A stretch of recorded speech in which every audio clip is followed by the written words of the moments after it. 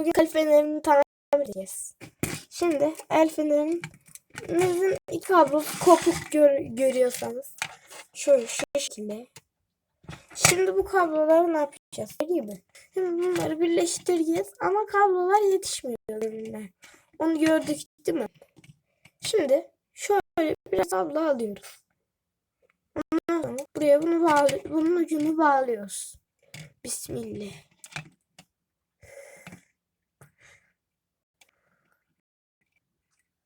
İkinci kanalımda shorts'unu yayınlamıştım çalışırken. Oradan bakabilirsin.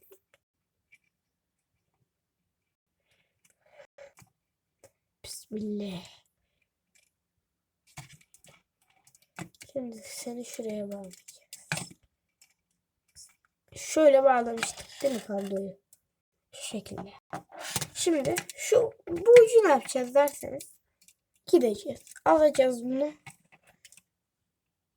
Araya anahtar da bağlayabiliriz istersek ama bunun zaten potansiyometresini, sürgülü potansiyometreyi anahtar olarak kullanabildiğimiz için anahtara çok da gerek yok yani.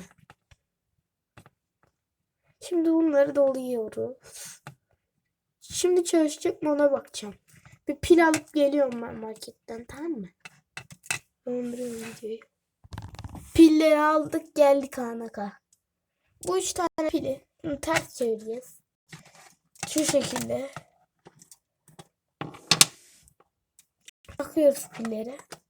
Şu şekilde. Tak. Tak.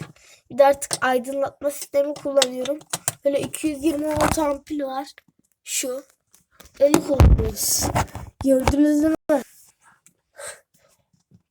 Aydınlatma sistemi kullanıyoruz yani. Taktık pilleri, şimdi deniyoruz. Bir dakika. Heh. Çalıştı. Gördünüz mü? Tamir ettik. Şöyle görünüyor. Neyse.